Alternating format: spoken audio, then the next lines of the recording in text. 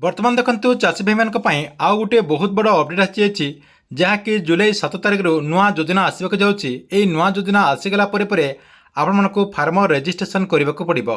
जदि आपण farmer registration न करुछन्ति ताले आपण मानकु पीएम किसान योजना अधीन रे आगु आउ टंका मिलिबो नाही। तेबे जुलाई 7 तारिख पर आपण मानक पई कोन नुआ योजना आछि एवं काहेकि आपण मानकु फार्मर रजिस्ट्रेशन करने को पड़ो, ता सहित पीएम किसान योजना को नहीं यही फार्मर रजिस्ट्रेशन रे कौन अपडेट होइछि ए वीडियो माध्यम रे आपण माने पूरा डिटेल जानि परिबे। सेतिपाई वीडियोटी को शेष पर्यंत देखंतु। ता पूर्व वीडियो को गोटे लाइक कर दियंतु एवं जो माने चैनल को नुआ आस्तिबे चैनल को सब्सक्राइब करिकि पाखर थिबा बेल आइकन को क्लिक करिकि ऑल नोटिफिकेशन ऑन कर दियंतु।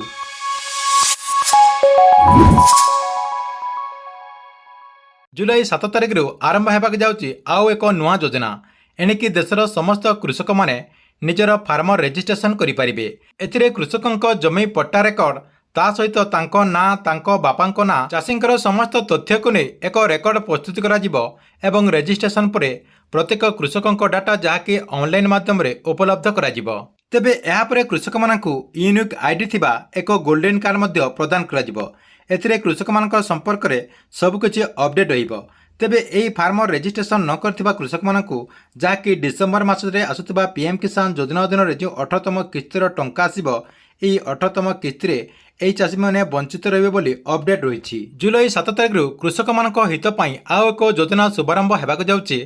तेबे जुलाई 7 रे एहाको औपचारिक भावे लॉन्च हेबाक थिबा बेले जुलाई 1 तारिख एही प्रक्रिया को आरंभ करा जिवो। तेबे एहा पूर्व राजस्व कृषि एवं बैंक सखी मानक विकसित मोबाइल ऐप तथा वेब पोर्टाल जरिया तथ्य को सामिल करने प्रशिक्षण दिज्व। यह द्वारा कृषक माने फसल ऋण, फसल बीमा, जरूरीकालीन सहयोग, या सहित परामर्श इत्यादि सुविधा से पाइपर बोली तथ्य रही। या सहित पीएम किसान योजना अधीन जो 18तम किस्तिर टंका से मानक मिल जो मैंने रजिस्ट्रेशन फॉर्म रे जहाँकि आपंकर जो फार्मर रजिस्ट्रेशन कहुई फार्मर रजिस्ट्रेशन प्रक्रिया टी शेष करेंगे से माने ही पीएम किसान योजना अधीन आगक जो टंका मिल से टंका पाइपर बोली तथ्य रही।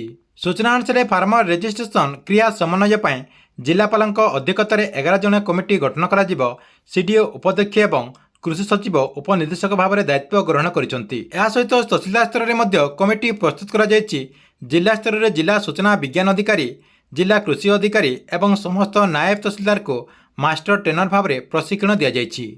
ठीक अच्छे एतिला कृषक मान गोटे बहुत बड़ अपडेट। आपण मानक वीडियो केमती लगिला कमेंट बॉक्स रे निश्चय गोटे कमेंट करंतु एवं गवर्नमेंट जेकोसी नुआ योजनार अपडेट आपने सर्वप्रथम देखा चाहूँगे यही चैनल टी को आप रेगुलर देखुतांतु।